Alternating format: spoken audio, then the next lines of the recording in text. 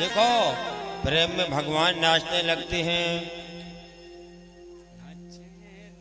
भागवत में एकादशी का महत्व भी आया है और आज एकादशी भी है।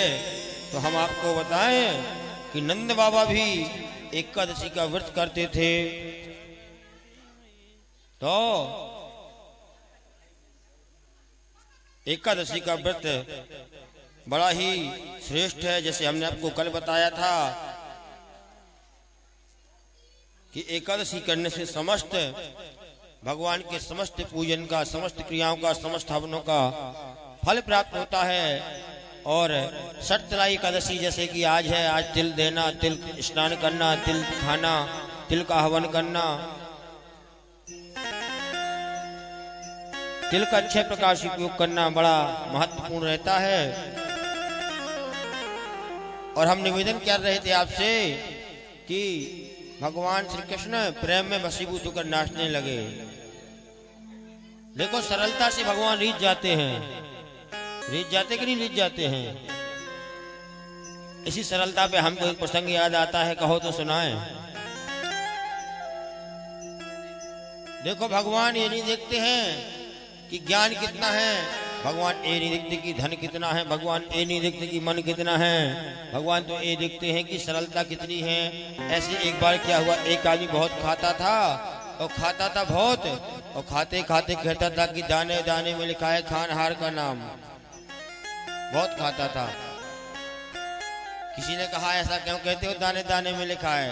ऐसा कहो कि बोरे बोरे में लिखा है खाने वाले का नाम। देखो कितना भी खाएं पर एकादशी को कम खाएं। अब बिल्कुल नहीं रहा जाता है तो कम से कम तो चावल तो मत खाएं, ठीक है? एकादशी को अन्न नहीं खाना चाहिए, और अन्न के बिना काम चलता ही नहीं, तो चावल तो कम से कम मत खाओ। ऐसे एक आदमी बहुत खाता था, कुछ करता करता धरता नहीं था, तो घर के लोगों ने कह दिया कि चलो यहाँ से जाओ, या तो काम करो या नहीं तो खाओ मत। काम के ना काज के, दुश्मन अनाज के।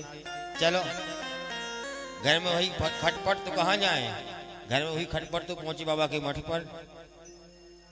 एक बाबा जी के आश्रम में पहुंच गए। आश्रम में पहुंच गए, बोले यहाँ खूब खाने को मिलेगा। ठीक है। अब तो वहाँ क्या है, वहाँ तो खूब, जैसे आप लोग भक्त लोग खूब प्रसाद ला रहे हैं, खूब लड्डू ला रहे हैं, खूब ये ला रहे हैं, बेर केला सेब ऐसे खूब फल जाते हैं, प्रसाद जाता, कोई परेशानी नहीं। खूब सुबह से वो आदमी जो आदमी ज्यादा खाता था, वो महाराज जी के आश्रम पहुंच गया। भैया वो बोले पंडित जी हमको रख लो महाराज जी। महाराज जी बोले रह जाओ, क्या है मंदिर है, रहो, कोई खाने पीने की कमी नहीं। अब यहाँ पर पूजा चल रही है, कथा चल रही, कोई कहते हमको रख लो तो हम क्या कहेंगे, रहो। खूब प्रसाद आ रहा है, खूब भंडारा हो रहा है, खूब माताएं शाम को हमको अपने घर में बुलाती हैं, भोजन पवाती हैं, खूब चलो, क्या दिक्कत है। जैसे कल हम माता जी के घर गए थे, परसों उनकी माता जी के घर गए भोजन करने शाम को, तो बोले ठीक है चलो। वहां जाए, बोले करना क्या? बोले करना कुछ नहीं, जब आरती हो तो खड़े हो जाओ, और खड़े होकर के और बढ़िया आरती करो और पूजा करो और दोनों टाइम प्रसाद पाओ। वो बोला कि हमारा 2 टाइम में काम नहीं चलता है, 3-4 बार करना पड़ता है काम। महाराज जी बोले खूब 5 बार बैठो, क्या दिक्कत है, यहाँ तो भंडारा चल रहा है। लेकिन अब उसे क्या पता था कि यहाँ भी आफत आने वाली है। एक दिन सुबह से उठा, देखा सब चूल्हे ठंडे पड़े हैं, कहीं को आग नहीं जल रही, कहीं कोई आटा नहीं लगा रहा, कहीं आलू नहीं कट रहे। बोला गुरुजी आज क्या है? गुरुजी बोले आज नहीं बनेगा भोजन, आज एकादशी है। उसको क्या पता था कि यहाँ भी आफत आएगी, इसी के कारण घर से भागा था। अब यहाँ पर भी आफत आ गई, यहाँ भी खाने को ना मिल रहा। बोले देखो गुरुजी ऐसा है। गुरुजी बोले देखो खूब रोज खाते हो, और आज एकादशी है, आज भोजन। बोले वो बोला चेला गुरुजी का कि देखो ऐसा है, अगर हमको आपने एकादशी करवा दी तो हम द्वादशी देख ही नहीं पाएंगे, द्वादशी को तो हम चले ही जाएंगे। तो बोले एक काम करो, यहाँ तो आश्रम का नियम भोजन बनता नहीं है। आप जो है आटा ले जाओ, सामान ले जाओ, प्रसादी ले जाओ और जा करके वहीं नदी के किनारे जाओ, वहीं भोजन बनाओ। वो आटा, आलू, प्रसाद सब ले गया, नदी के किनारे भोजन बनाने लगा। भोजन बनाने लगा, गुरुजी ने कह दिया देखो भोजन तो बनाओ लेकिन भगवान को भोग लगा लेना। ठीक है, भगवान को भोग लगा लेंगे।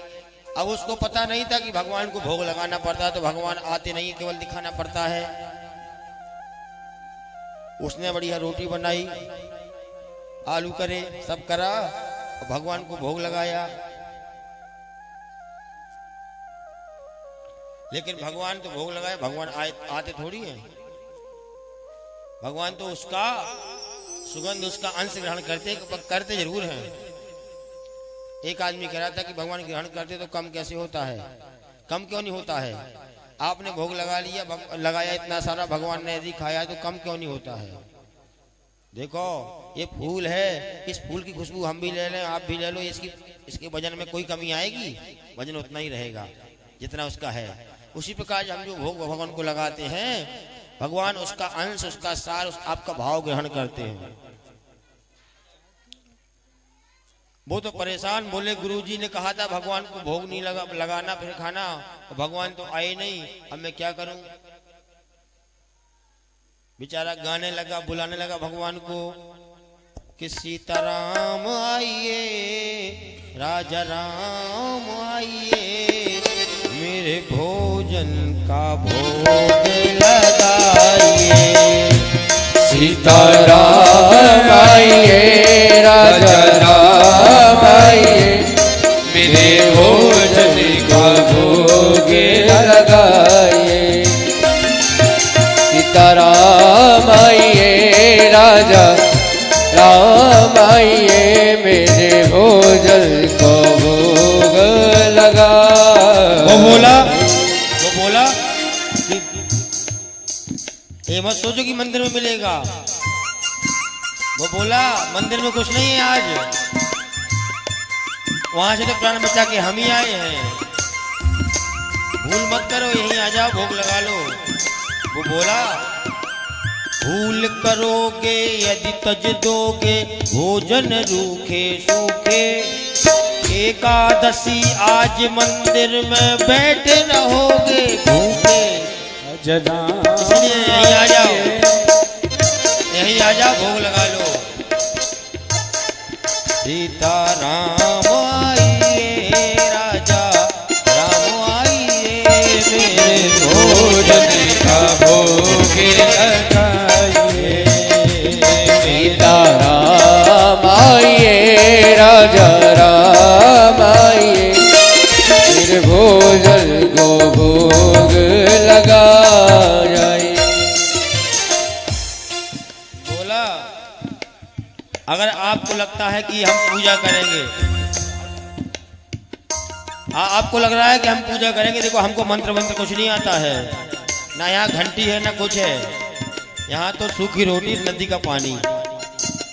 वो भक्त बोला भगवान से आज मनी अरखान आरती, यहाँ कोई मेहमानी, आज मनी अरखान आरती, यहाँ कोई मेहमानी, यहाँ कोई तुम्हारी पूजा करने वाले पंडित जी नहीं है। रूखा सूखा पाओ प्रेम से, रूखा सूखा पाओ प्रेम से, पियो नदी का पानी। इसीलिए जो हम दे रहे हो पाओ नदी का पानी पियो। इसीलिए राजा राम आइए, सीताराम आइए, मेरे भोजन का भोग लगा। बोलो भैया, आप तो बहुत बोलते हो, उनको बोलते थोड़ा।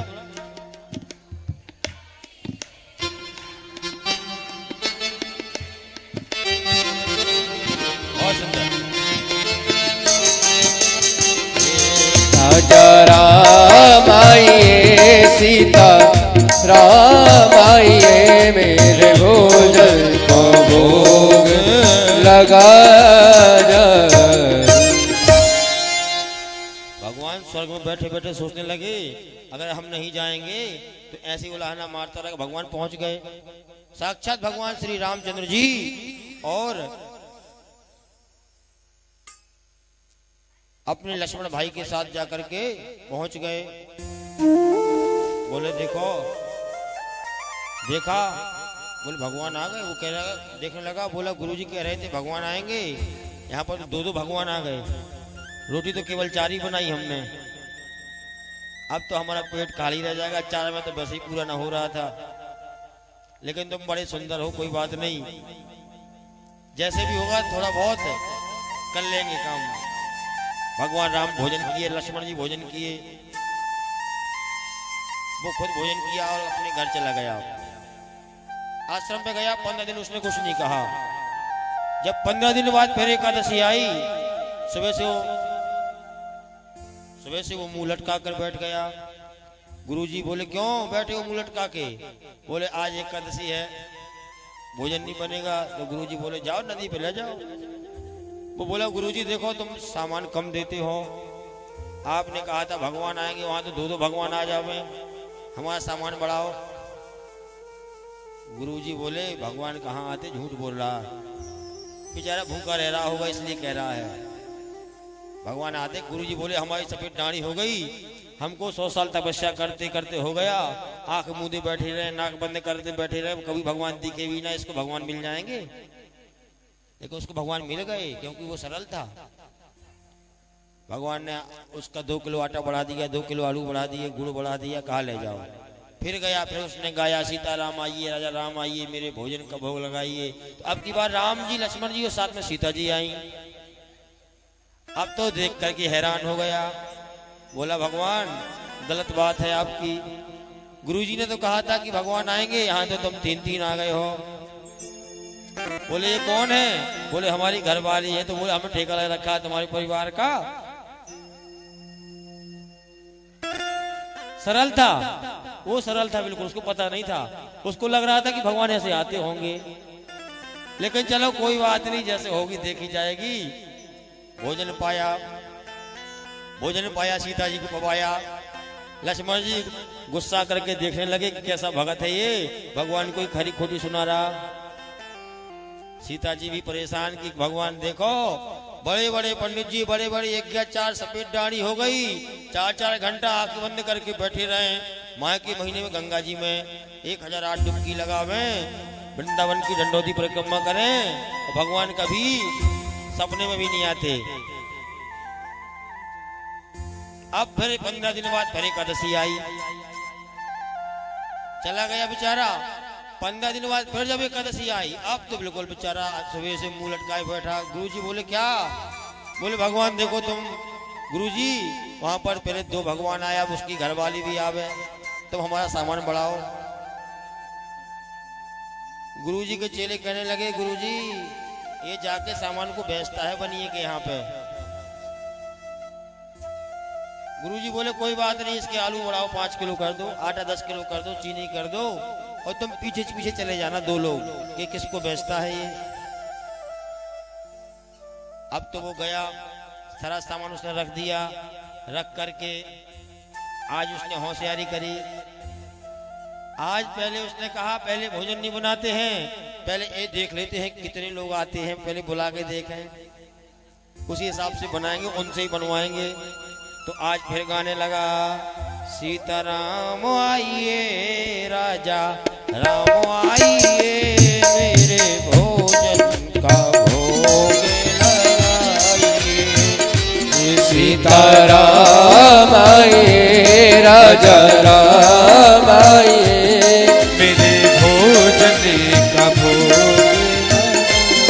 लगाइए, मेरे भोजन का भोग लगा। जब जंगल में भक्त ने कीनी प्रेम पुकार, तोता क्षण में प्रकट हुआ दिव्य राम दरबार। राम दरबार माता जी, लक्ष्मण जी, अंगद जी, हनुमान जी, विभीषण जी। राम दरबार की फोटो देखी होगी आपने, पीछे अंगद जी खड़े रहे, विभीषण हनुमान जी पैरों में बैठे रहते हैं, देखा होगा ना फोटो कैलेंडर में। तो पूरा राम दरबार आ गया, राम जी, हनुमान जी, अंगद जी, विभीषण जी। देख करके हंसने लगा। बोले हम समझ रहे थे तुम बहुत लोग आओगे, हमने इसलिए बनाया ही नहीं कुछ, ये रखा आटा बनाओ पाओ हमको भी खिलाओ। बोले प्रथम दिवस भोजन के हित आसन जब लगाई मैंने, उधर न भर सको सीगे जब सन्मुख आई, फिर विनीत आए भाई पर भाई, निराहार ही रहो आज मुझे परत दिखाई। बोले आज तो हमने बनाया ही नहीं, और बोला कि तुम नहीं तजत स्वभाव आपने हम कितनी समझाए, और नर नारायण की कौन कहे एक बंदर भी संग लाए। बंदर किसको कह रहे हैं? हनुमान जी को। इसलिए हमसे भोजन नहीं बनेगा, खुद ही बनाओ। राम जी लक्ष्मण जी की ओर देखने लगे, सीता जी की ओर देखने लगे। राम जी कहने लगे सीता जी से आज आपको ही बनाना पड़ेगा भोजन। अब तो सीता जी ने अपने कमर में साड़ी कसकर बांध ली, पल्लू बांध लिया और भोजन बनाने को तैयार हो गई। भरत जी से कहने लगा भरत जी आप आटा लगाओ, हनुमान जी आप चौका लगाओ, लखनलाल आप लकड़ी लाओ। और इस प्रकार से सबको भगवान ने काम में लगा दिया और वो बैठा बैठा देख रहा है। श्री भरत जी भंडारा बनाने लगे, सुन के लकड़ी लखनलाल लाने लगे। पहुंचते पूछ से चौका को हनुमान, साग भाजी अमनिया कराने लगे। हनुमान जी अपनी पूछ से चौका पहुंच रहे हैं, लखनलाल लकड़ी ला रहे, भरत जी भंडारा बनाने लगे। ऐसा दिव्य भंडारा बना कि सब रिद्धि सिद्धि सब देवगण आकर के भंडारा पाने के लिए बेताब हो गए, बेचैन हो गए। चेते चूल्हे इधर चूल्हे जल गए और उधर शत्रुघ्न साग भाजी अमनिया कराने लगे। सीता जी की रसोई देख करके पाके संकेत शक्ति के जत्थे वहां, अष्ट सिद्धि और नौ निधि आने लगे। आठों सिद्धियां नौ निधियां आकर हमको भी सीता जी के हाथ का प्रसाद मिले, हमको भी सीता जी के हाथ का प्रसाद मिले। और वहां भंडारा होने लगा। गुरु जी के चेले और गुरु जी एक पेड़ के नीचे छुपे छुपे सब तमाशा देख रहे थे, उनको कुछ नहीं दिख रहा था। गुरुजी कहते हैं क्यों भगत भंडारा बनाओ, आज तो सामान यूं ही रखा है। गुरुजी वो चेला बोला तुमको दिख नहीं रहा है, हमारे सब काम वाले लगे हैं। गुरुजी कह रहा हमको कुछ नहीं दिख रहा है। वो चेला भगवान के पास गया, बोला भगवान आप गुरुजी को क्यों नहीं दिख रहे हो? भगवान कहने लगे तुम्हारे गुरुजी ज्ञानी हैं, बहुत ज्यादा पढ़े लिखे हैं, बहुत विद्वान हैं, हम विद्वानों को नहीं मिलते, हम ज्ञानियों को नहीं दिखते, हम तो तुम्हारे जैसे सीधे सरल लोगों को दिखते हैं। बोलो राधे राधे। आज गुरुजी चेला के चरणों में लेट गए। माताओं बहनों पंडित जी गुरुजी चेला के चरणों में लेट गए और बोले चेला तूने भगवान को पा लिया और हम जिंदगी भर गंगा जी में 1000 डुबकी लगाए, 4-4 घंटे आंख बंद करके बैठे, हमें कुछ नहीं मिला। भगवान किसे मिलते हैं? सासे सरलता, सरलता से मिलते हैं। सासे सीता, रासे राम, लासे लखन। सरल हो जाओगे परमात्मा मिल जाएंगे।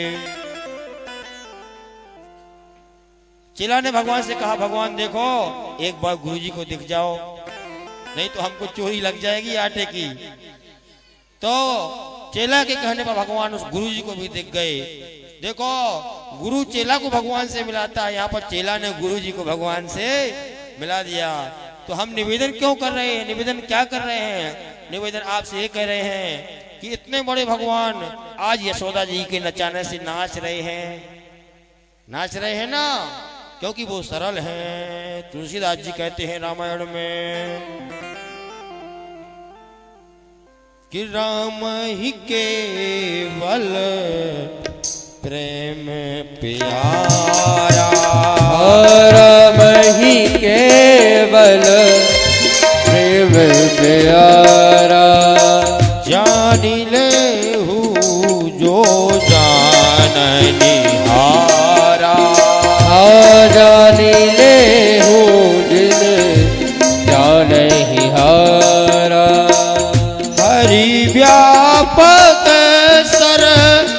पत्र समाना। हरि व्यापक सर पत्र समान